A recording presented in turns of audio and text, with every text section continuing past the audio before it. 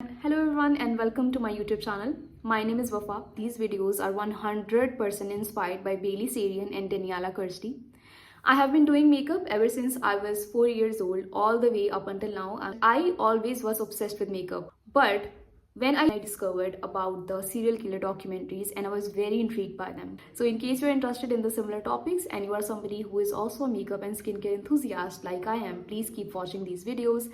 Do not forget to give it a thumbs up and subscribe to my channel in case you like the video. Today we are going to be covering Ted Bundy, one of America's most notorious serial killer in the history. This man caused so much damage. It is believed that he had as many victims as 100. I'm going to be linking down every single thing that I used in these videos down in the description box so that you wouldn't have to worry about the products and you can focus on the story itself. Theodore Robert Bundy. He has done the most. He is rightly called the most infamous serial killer America has ever seen. Ted was born on November 24th, 1946, which makes him a Sagittarius. Now about his early childhood, it is well-known fact that he was born to his mother, Louise, which was a single mother, and not much known is about his father. It is believed that he was an army professional, but the details of the father was never known. And Bundy grew up believing that his grandparents were his mother and father, and he believed that his mother was actually his sister. And the moment that he realized that, you know what, this is not how the situation is, it casted a very lasting impression on Bundy. Now, when Bundy was interviewed later on about his childhood, he always claimed that he had a pretty normal childhood. But as per the reports and the situation that was there, I highly doubt it. As per his early childhood is concerned, there are reports that suggest that his grandfather was very abusive, but some other reports suggest otherwise. And that Bundy was born to his mother Louise, it was highly frowned upon for women to have children out of the wedlock. Louise was struggling because she was still living with her parents, and she then finally moved on and she went to Washington, where she ended up meeting a man with the name Johnny Bundy, and she ended up marrying that man. It is reported that Bundy never really interacted with his stepfather, like they never had a bond. And the reason was that Bundy has been socially awkward throughout his life, right from his early childhood to his teenage years. He was somebody who was distant, who was interested in morbid topics, and somebody who was just fascinated with violence, sharp objects. Bundy would go on and he graduated from high school. Bundy would go on from one university to another until he finally settled down at the University of Washington. Bundy met a woman and her name was Diane Edwards, and Bundy claims that it was a woman of her dreams, and he was fascinated with her and he was obsessed with her to a level where when we go on and see his victims and the list of his victims and their traits, you would actually be able to see some resemblance between his girlfriend Diane, it is a name that is reported. The women that he used to kill were strikingly similar to Diane. Got me into thinking whether he was killing these women out of the resentment that he had towards his former girlfriend. When the relationship ended, the situation actually got downhill from there. I just wanted to pop in here and give a quick disclaimer. This video is a documentary style recounting of historical events and crimes for entertainment and storytelling purposes. Some content may be disturbing or graphic. This video also is going to include graphic descriptions of crime scene, adult dialogue, and strong language. So viewer discretion is advised. Like, he was struggling. Diane was a woman who was smart, she had money, and she had the influence. She belonged to the upper class family. And Bundy was somebody who belonged to the lower middle class family, and he was not smart. He was always, and he has always been socially awkward, and he had always been struggling in making friends. However, Diane was the exact opposite. She was a lost piece of puzzle for him. He actually thought that she is going to compliment him so well because she has everything that he ever desired or needed from his own life.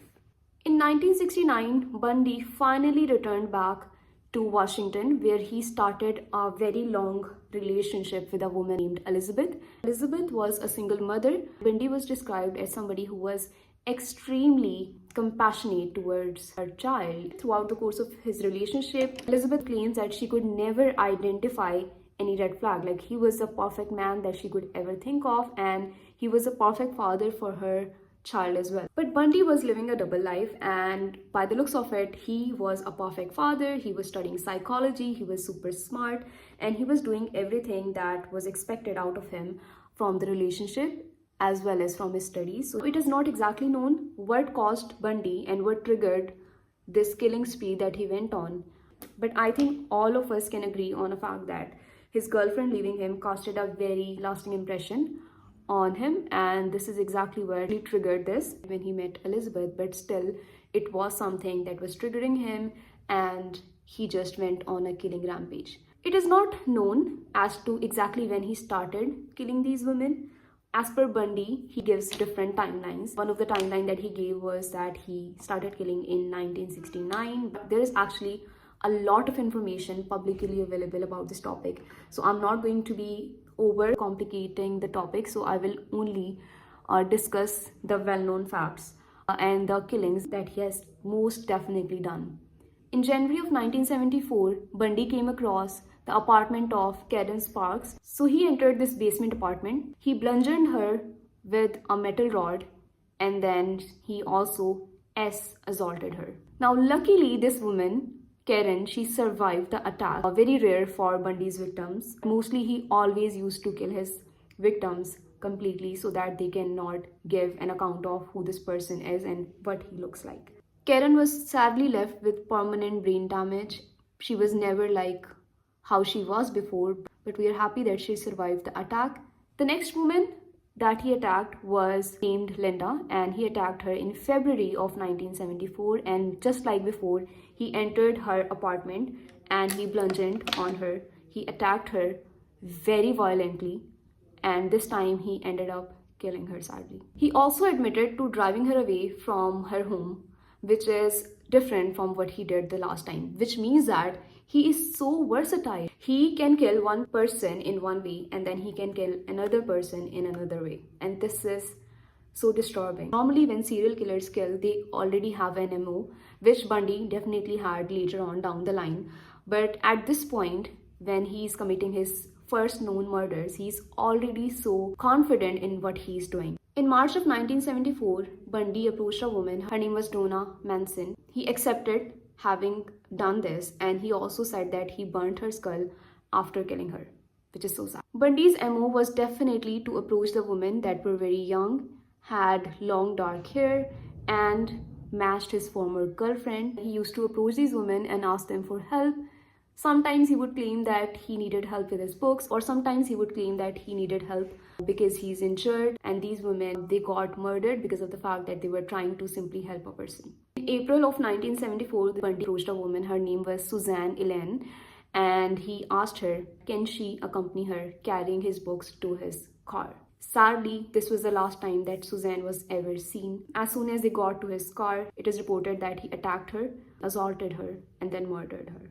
In May of 1974, Bundy approached a woman. Her name was Roberta. Bundy was somebody who was extremely charming. Apart from being socially awkward that he was initially in his early childhood and teenage years, when he got into university, that's when he became extremely confident, and this was something that he used for his own benefit.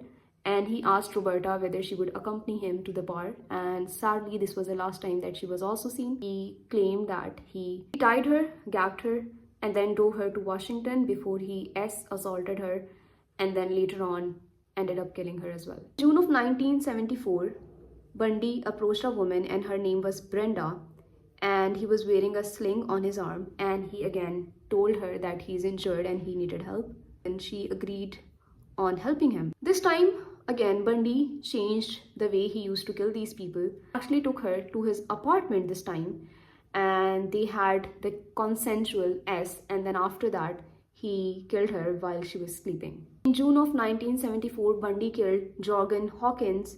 He found her in between the dorms.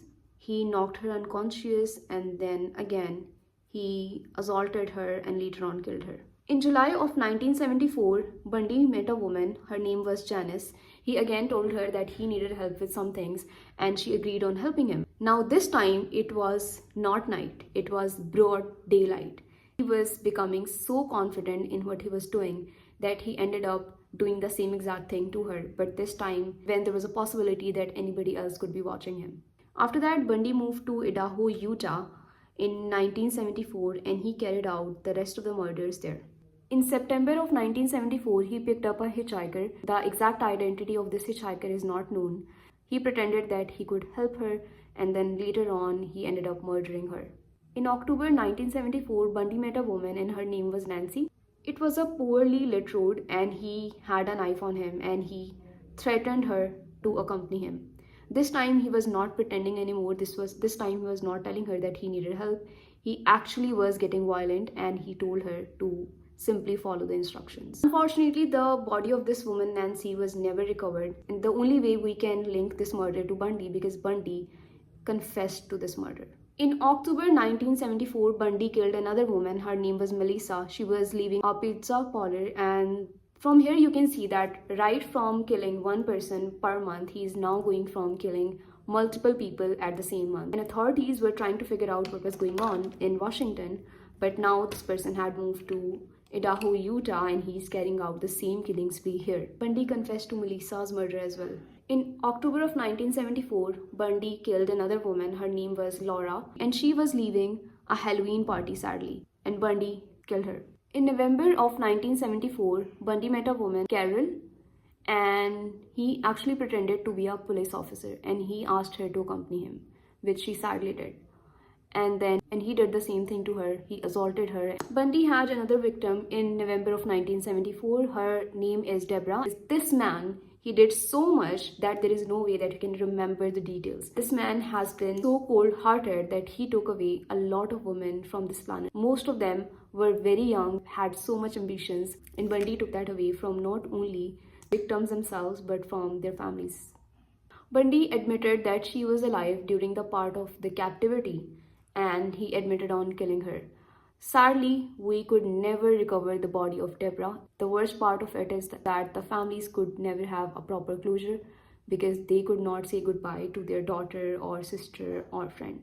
In January of 1975, Bundy met a woman in the hotel hallway. Her name was Karen Campbell. He admitted on physically assaulting her and then killing her. In March of 1975, Bundy met a woman.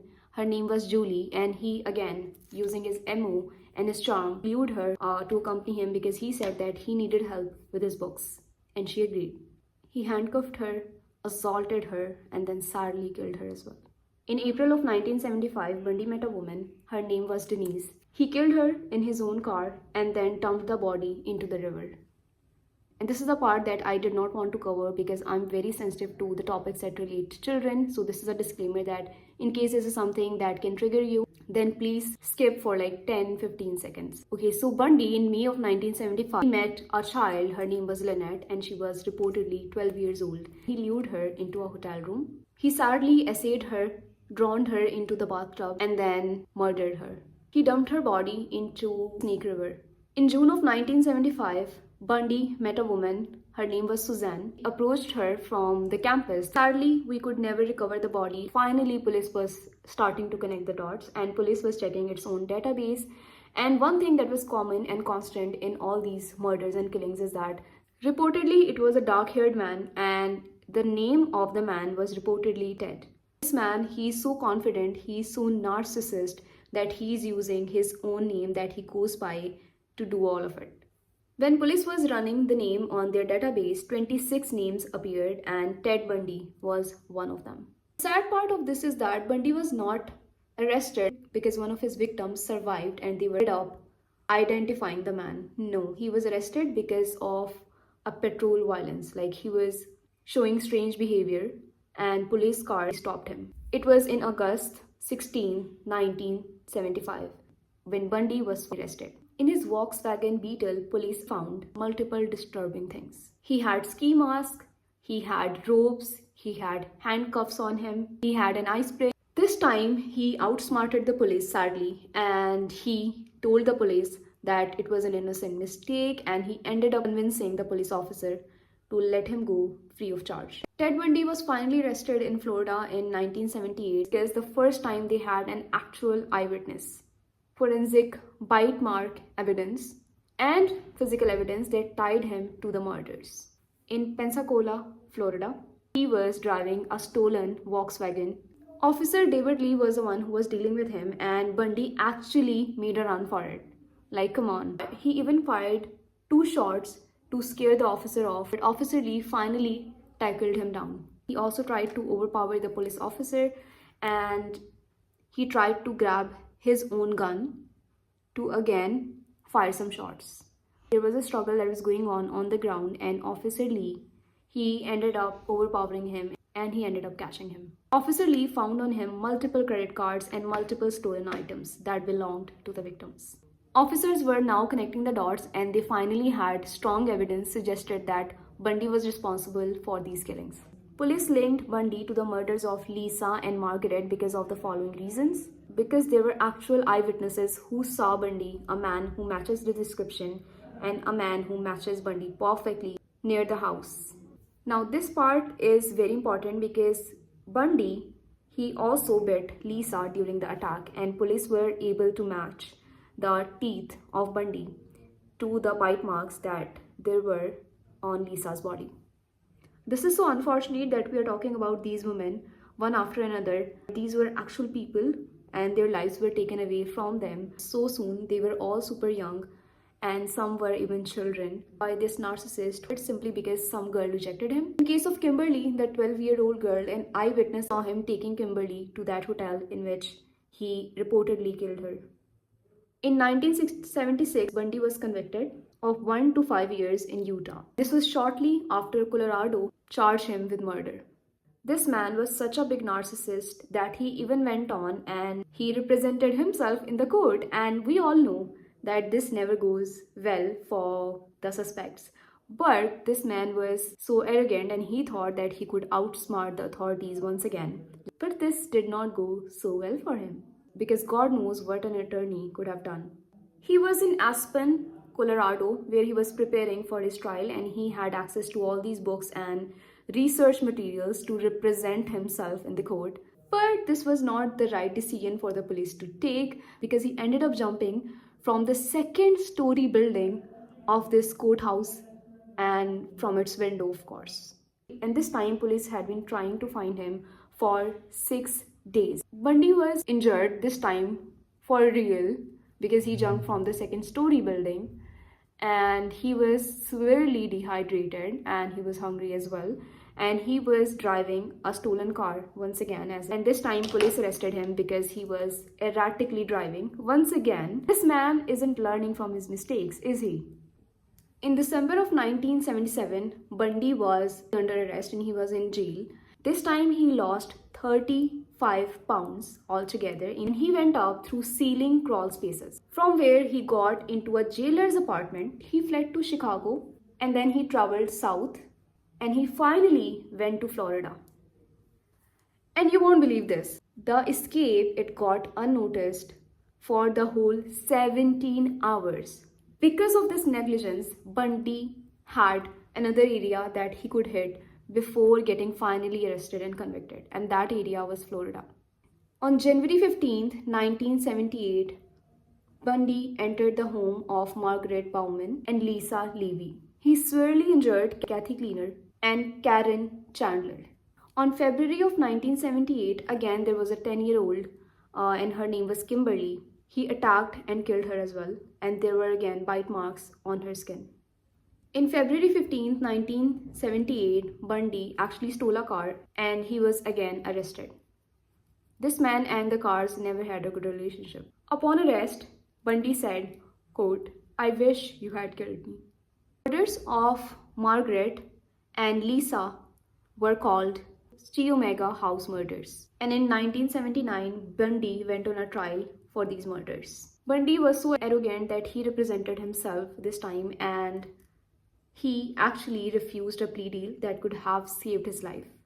For this time, he ended up losing the case, rightfully so, and he was sentenced to death. But there was a second trial for the same murders, And in 1980, there was a third trial in which again he was sentenced to death and he was found guilty. Bundy was desperate to have his life saved. Unfortunately, police could not link him to all the murders because there was little to no evidence. Most of the bodies of his victims were never recovered, and the only way that we know about those victims is because Bundy actually himself told us about them. Bundy's case was getting so much media attention and so much media coverage that he, in a desperate attempt to save his life, went on and married one of his followers. This woman, her name was Carol Ann Bone, and he married her in the court. In 1981, he went on even and had a daughter with Carol, and the daughter was named Carol. Now, when I was researching this case, I was like, how in hell can a convicted murderer have a child with somebody that was outside? Like, she was not in the jail. Of course, they were not in the same jail because they were men and women. So how could they have a child together? Reportedly, the guards at the jail, they were bribed to let them do the thing to have a child. The time of his execution was approaching, and Bundy was willing to do every single thing in his power to avoid that. And for that, Bundy actually offered police that he can confess to all the murders. He was expecting some media coverage, and he was expecting that people would stand up for him because these women were going absolutely crazy over the man for some reason. So Bundy wanted maximum media coverage, and for that he was willing to speak to anybody who was coming to him. This did not help him at all. Bundy went on and do the interviews in which he went into the details of how the mind of a serial killer works. He was deliberately delaying the court proceedings. He was repeatedly challenging the decision of the court all the way up to his execution day. Anything that he was doing did not help at all. After years of manipulation, courtroom drama, and escapes, Bundy was finally reaching his execution date. This case inspired a lot of movies, dramas, serials, and novels because people were absolutely obsessed with the crimes that he committed. And one of the reasons why people were obsessed with him was also because he was super charming and he was very attractive, in short. And women were actually so obsessed with him, and he was receiving tons of letters from these women who wanted to allegedly be with him. Just before his execution in January 24th, 1989, Bundy's final words were reportedly very calm and very simple, and he basically told the authorities, the officers near him, to give his love to his family and friends. Bundy's last meal was eggs, toast, and a cup of coffee. And had so much impact onto the lives of other people, and this man caused so much damage that cannot be undone. A lot of young lives were taken away because this man was obsessed with one woman. It is believed that Bundy has as many victims as 100 victims. Which serial killer I should be covering next? And please like and subscribe to my channel. I will be sharing these videos quite often, at least once every week, and we are going to set up one particular day in which we are going to be posting. So in case you are interested, please check out the next video, and I'll see you guys in my next video. Bye!